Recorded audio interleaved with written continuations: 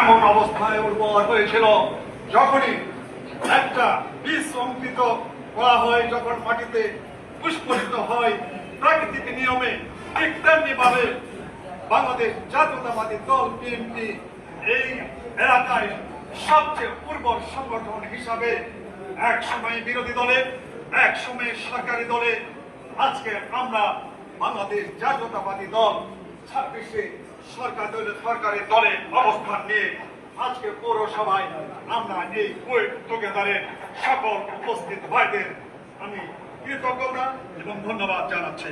প্রিয় ভাই আমার, আজকে আলোচনার কিছু নয়। আজকে প্রথমেই বলেছি 78 এই সালে এই জন্ম হয়েছিল এই দলটি। 2026 সালের আজকে বিভিন্ন চড়াই উত্থানের মধ্য দিয়ে আমাদের দল ক্ষমতায় আসলেও আমাদের এখানে আমরা আসন হারিয়েছি, কিন্তু হারিয়ার মধ্যে তাকিয়ে আছে যারা 5 তারিখের পূর্বে আমাদের বাড়িতে ঘুমাতে দেয় নাই। আমরা পথে ঘাটে ঘুমিয়েছি, নিদ্রা যাপন করেছি, তারা পথে বসে আছে আমাদেরকে আবার যেমন আমরা ওইভাবে পূর্বের মতো যেন দূর দূরান্ত বাড়ি ঘর ছেড়ে ঘুরে বেড়াই। সাবধান আমাদের হতে হবে। আজকে পাশাপাশি জামাত ইসলাম আমাদেরকে আমাদের এই অবস্থানকে দুর্বল করার জন্য যে ষড়যন্ত্র করছে, আজকে ধামরহাট পত্রিতলার মাটি বিএনপির একটি এমন শক্তিশালী ঘাঁটি এই অনর্বর হিসাবে পরিণত হয়েছে।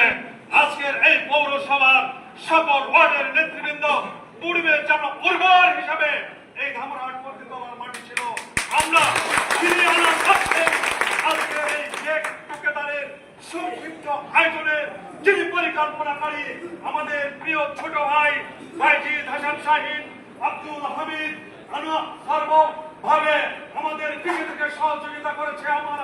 আমাদের শ্রদ্ধেয় আগামী দিনের এই পৌরসভার নেতৃত্ব আমার প্রিয় বড় ভাই আনোয়ার হোসেন আমাদের দিকে থেকে আমাদের সহযোগিতা করেছেন। আজকের এই দিনে আপনাদেরকে আবারও ধন্যবাদ জ্ঞাপন করছি বন্ধুরা আমার। এগিয়ে যেতে হবে বহু অক্লান্ত, বহু পরিশ্রম, বহু প্রতিরোধের মধ্য দিয়ে আমাদেরকে যেতে হবে।